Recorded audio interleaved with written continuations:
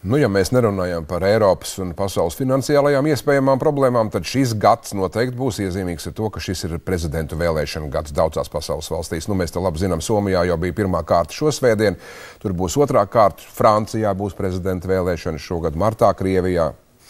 Tomēr būs, lai arī mēs varbūt zinām, kas jau tajās uzvarējis. Amerikā rudenī vēlēšanas. Tur gan mēs nezinām, kas uzvarējis, bet skaidrs ir, ka, protams, no demokrātiem kandidēs Obama. Parasti nekad, kā sakot, uz pārcelto zirgus nemaina. Tas viss tā arī būs, bet nav skaidrs, kas viņam nāks pretīm, kurš nāks cīkstēties, kas no republikāņiem piedalīsies vēlēšanās. Šobrīd tur, jāsaka, vīri cīnās. Tikai vīri palikuši, kas vairāk vai mazāk varētu šo amatu ieņemt, būt kandidātiem no republikāņiem. Tur būs arī kongresa priekšvēlēšanas, tur vispār ies diezgan jautri un interesanti un krāsaini, kā parasti šie kongresi notiek. Noteikti tāda ļoti liela cīņa par to, kurš tad varētu būt cienīgs cīnīties ar Obamu. Pagaidām Mittam Romnejam, bijušam Masačūsets štata gubernatoram, ir tāds kā vislabākās izredzes, lai gan pavisam nesen vakar viņš tā kā Metam Gringričam zaudēja, kas ir otrs tāds spēcīgākais kandidāts.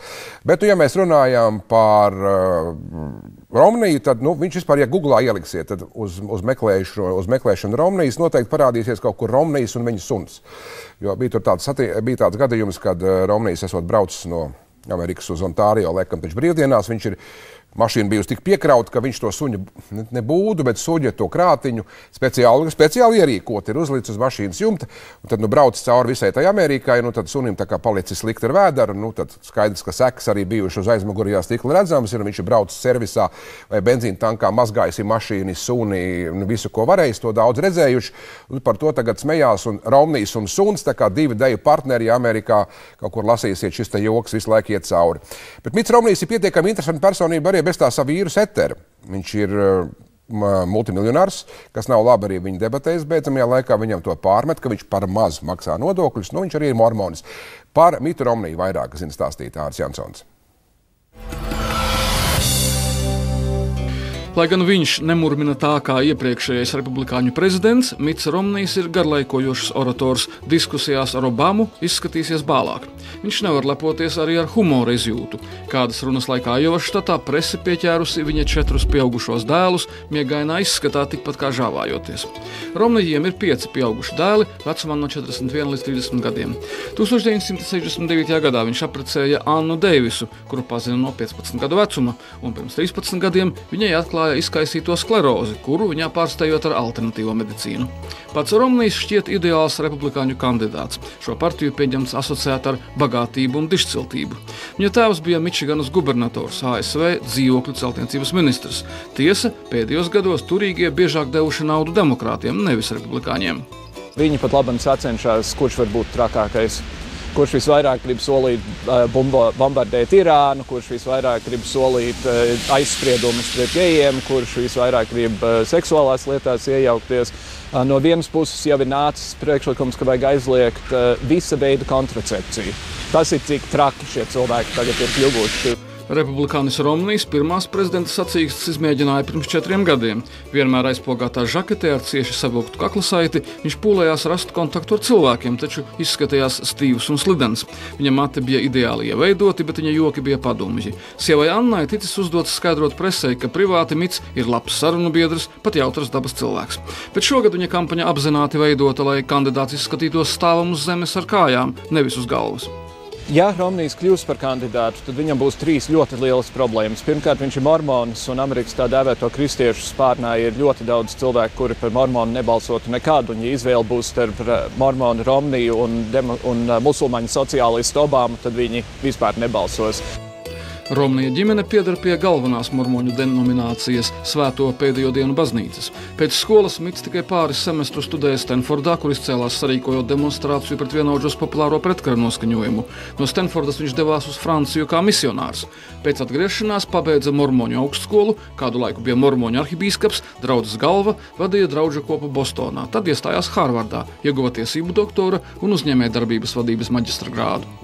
Otrs ir, Romnijam nāksies paskaidrot, kā tas ir, ka viņš ir mainījis visus viedokļus par 180 grādiem. Viņš bija salīdzinoši liberāls Masačūsets gubernators, tagad viņš izliekās, ka viņš ir konservatīvākais no visiem, un tāda mētāšanās vēlētājiem nepatiks. Un trešā lieta ir tā, ka amerikāņi tomēr mēdz diezgan šķīvi skatīties uz cilvēkiem, kas ir nenormāli stāvus bagāti un ir kļuvuši bagāti daļēji, uzpērkot uzņēmumus, atbrīvojot visus no darba un tad uzņēmumu pārdodot tālāk. Viņas sāncenši republikāņi pasvītro, ka Romnijs ir bagāts uzņēmējs, kuram nav nekādas saskarsmes ar parastiem amerikāņiem. The Wall Street Journal raksta, ka viņa mantība mērāma $250 miljonos. Viņš ir turīgākais kandidāts kopš 2000. gada, kad sacīkstē piedalījās Steve's Forbes, kura bagātība bija $450 miljonu. Jebkurā gadījumā Romnijs ir gatavs un spējīgs kampaņas tēriņos pārspēt savus partijas sāncenšus. Daudzi viņu sauc par konjunktūras vējrādi un atgādina vecus video ierakstus, kurā Romnijs par tādiem tematiem kā aborti, viendzimuma laulības, valsts medicīna runāja iecietīgāk nekā šodien. Tas, kas ir noticis ar Republikāņu partiju, kas kādreiz bija normāla, loģiska partija, tas ir vienkārši elpu aizraujoši, jo salīdzinot ar šiem cilvēkiem, Ronalds Reigans gandrīz bija sociālists. viņš bija loģisks, pragmātisks, jā, arī drusku apdauzīts republikānis, un kopš tā laika partija ir vienkārši slīdējusi ļoti, ļoti uz leju. Romnijs ir bijis Salt Lake City Ziemas Olimpisko spēļu orgkomitejas priekšsēdētājs. Sekmīgu spēļu norisi tolaik apdraudēja kukuļdošanas apsūdzības to rīkotājiem.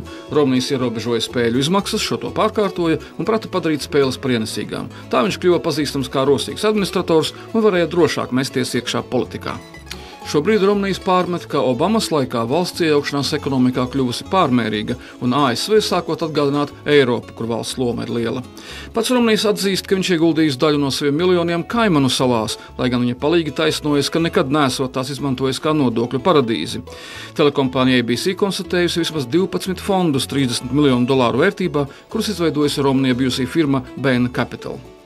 Viņš ir maksājis vidēji 15%, kas ir Amerikas folklorā ir iegājies jēdziens Warren Buffetta sekretāri.